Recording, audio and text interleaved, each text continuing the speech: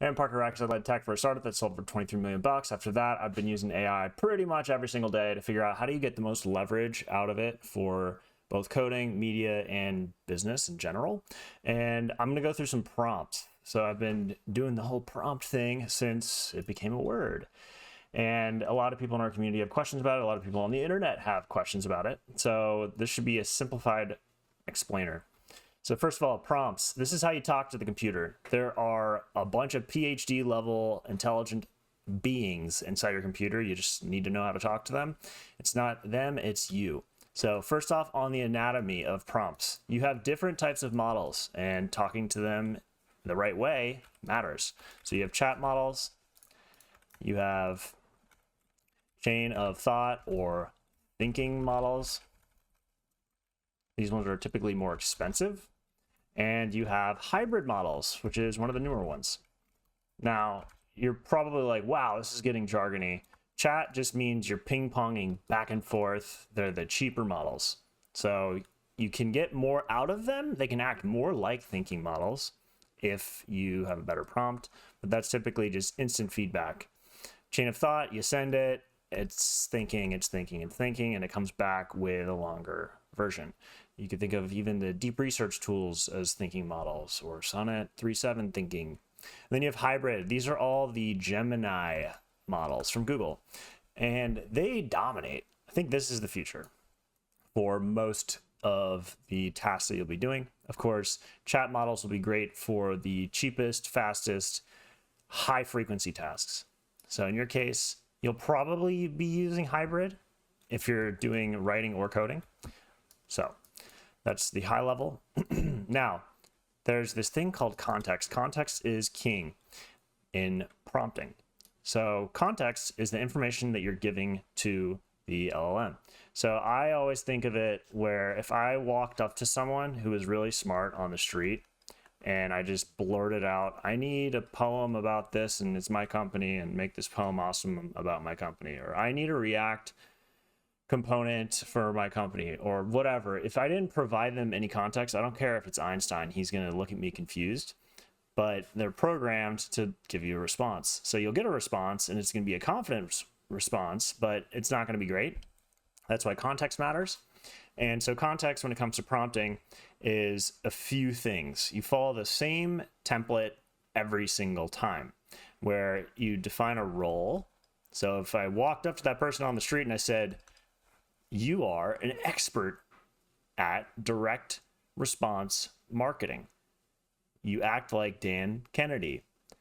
You don't use words like delve. You do use words like blank, whatever that list is. So by just defining the role, it's really great. You've started off on the right step, and you want to be really specific about what that role is. This is you providing it context. So after you do the role, you can give it what's called a purpose. So you are responsible for XYZ, and you're going to follow the following instructions. That's the third. So in our case, you're going to take in, you will receive a draft of some direct response copy. You will receive a React component, and you will do the following with either that copy or that React component. So now we've given it a role, we've given it a purpose, we've given it instructions, and you can jam these into just one thing and not define these, but again, it won't be as good. And I'm trying to make them awesome because it's literally life-changing. So you've had the role, the purpose, the instructions. Next, you need to define the rules. So instructions are step-by-step, and make them atomic, meaning they can stand alone. It's not build a website, it's we're making a header. These are the following things we need for that header, the libraries, dependencies, blah, blah, blah. Or we're making the copy, we're doing 5 to 7 sentences. Don't use this, 5 to 7 sentences in this format. And then rules, this is when I put in the strict things, such as in the copywriting world, you might write 5th grade writing level. And I'll show you an example of this afterwards so you can see. And then I'd say do not, so this is the anti-rule, use delve. for the writing, or in coding, use classes. Cool. And then finally, you end it. Now we have 5 things. And finally, you end it with the expected output. And this is where you define exactly what you want. So in our case with the writing, we can provide an example. Or if you wanted to, you can just put a template. So it just depends on what it is you're doing. With writing, I can give an example. With coding, I can say, I need a couple things. I need the file name, I need the code, and I need maybe something else. But that's how you can define exactly what you're going to get back. And in layman's terms, this is just like the outputs that you want. But in coding terms, this would be structured output, because computers like structure. So if you go through all these steps, you're going to have a good time. If you don't, you're going to be frustrated. So I highly suggest not getting frustrated. Now, I'll show you some examples of what context looks like. So I did a big post about this on our community, which will be on a separate site soon. Very excited, but it'll be a little bit more expensive. So join this now if you want to be a part of it. But in this case, I have the prompt template, and you can interchange these words. So if you see purpose, or if you see instructions versus rules, that's fine. But you want to nail the role. So you are blank. You want to nail the purpose. You are going to receive whatever the thing is you wrote, and you need to return the thing that you want. The rules, the instructions, any examples that you have, this is really great. And then you pass it what the draft is. So you probably started somewhere. And I highly suggest that if you just come in with nothing, you haven't flexed the muscle required to get better. All AI is a multiple on your existing skill. So if you're a 5x engineer, your multiple is not going to be as high as a 10x engineer. So an example, you're an expert writing assistant trained in direct response for copywriting techniques of, I give examples, I give it a task, I said, here's the context, I provide context, which is my actual example. I give it a bunch of rules, I give it the steps, and I go through all of these things. And then finally, I'm going to get to this later in the video, but since I'm already here, companies have spent billions of dollars to take your best draft, which is this, and make it even better. So don't jump straight into this step I'm about to reveal. Go do this manually, because again, the quality that you give it gets a higher multiple. So when I look at this, I have little snippets that I start with, and then I go in and I find the magical button. And this magical button is specific to whichever model you're using. For writing, I highly suggest still using Anthropic. I thought that we'd get away with just using Google, but it's very, very good at writing when you use Anthropic. But in Google, if you go in, you'll see help me write. This is the button. When you open that up, it's gonna generate the prompt to make it better, specific to their models. So take the draft that you spent time on, covering all the steps that I just said, and it'll make it even better. In the Anthropic world, there's a button, let's see. There's a button right here called Generate Prompt. So that's where you would click it and you'd paste in that amazing draft that you just labored with love over. And then finally in OpenAI, there's their button, Couple Trill. So, and then the way that you make it better is by taking the outputs, so the things that it gives back, and then putting them in a spreadsheet and actually reading them. So my process is I prompt, I read the output, which is essentially you doing an evaluation on it manually, and then tweaking it. That's how you get a good prompt.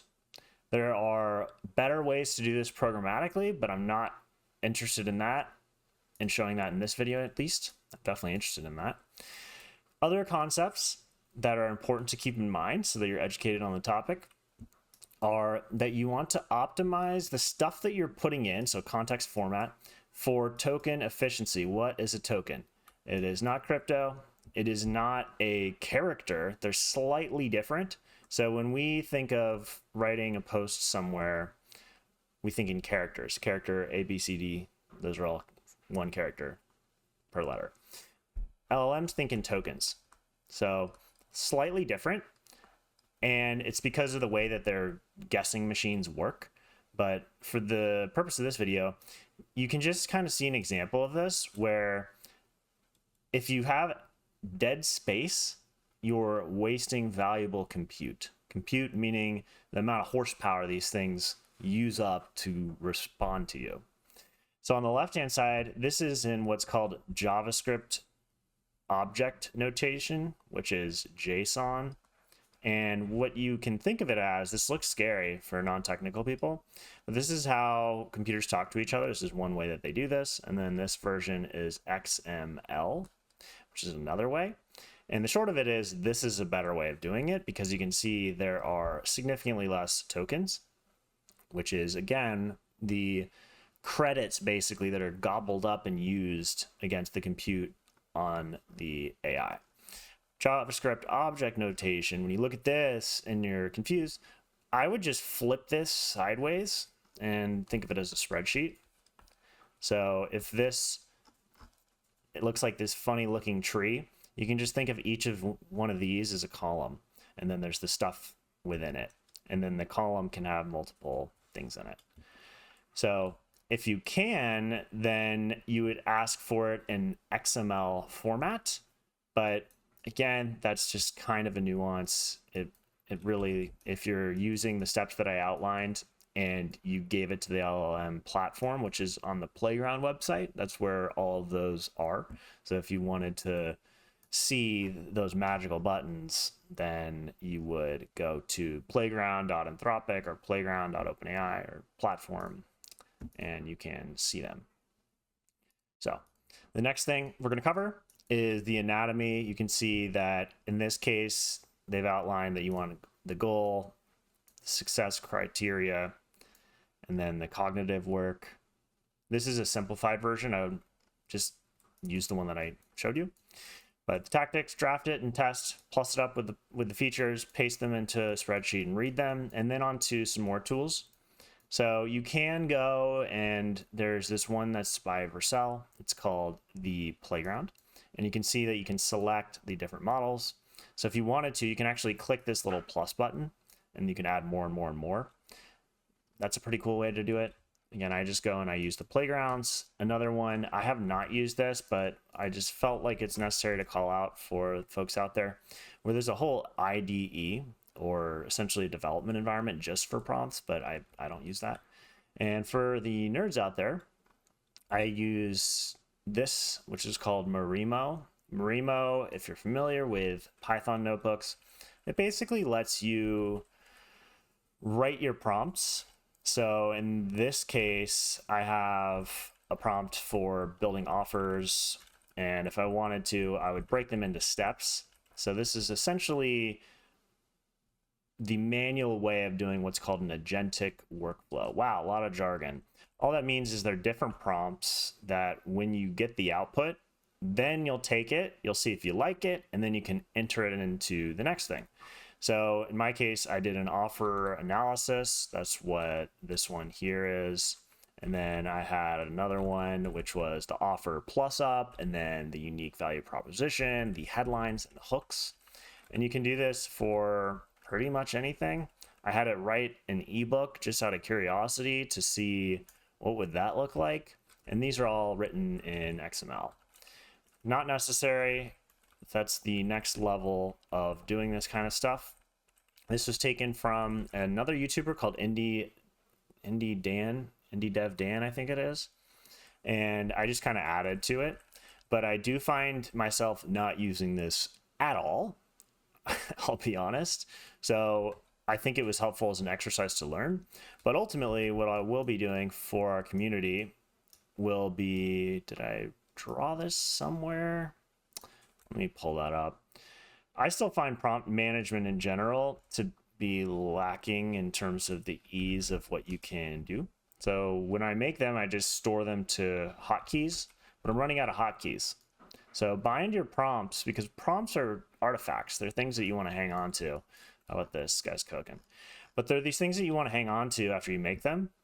And when you run out of hotkeys, which I teach at Vibe with AI, then you kind of run into a problem. So this is what I'm doing next for our community, is you basically, when you make prompts, you're trying to go, in some cases, from something to something. And this would be for expansion prompts, which are things that take something small and expand upon them, or compression prompts, which is something long format to short format. But it really reminds me of the pattern that you see of this from and to. And so this is something I'm excited to build in the future, which is you can take whatever it is that you have. So there might be some sort of switch up here that determines the media format, if it's imagery, if it's video, if it's text, if it's audio. And then you get the options in here, and then you'll paste whatever that is, that input, and then you can select whatever you can output it to based on the models that you have selected. Then the models you have selected will appear with outputs, which should be really cool. And I actually ran a reverse engineer prompt to figure out how does the Hemingway editor work. So if you know Hemingway, it provides a grade level for content. So if I grab this and I paste it in here, this is going to say a lot of stuff. It's going to say 8 of 12 sentences are very hard to read, 1 of 25 sentences is hard to read. But you see all this syntax highlighting, and it gives you a grade. So we want a low grade level, not because we think people are dumb, but because simple language sells. The best communicators on the planet communicate at a sub 8th grade level. And if you guys are interested in this, then comment prompt generator below, and I will put you on a list to give you early access to it when it is rolling. That's how I do my prompts. If you find this helpful, please like the video. It helps me out, makes the world go around, and subscribe to the channel. And then of course we have the community, which we're so excited about, and I am excited to just build in all these things that I personally need, being an AI prosumer, a pro user of it. And we'll be rolling these out in the future. Thanks so much for watching, and I'll see you in the next one.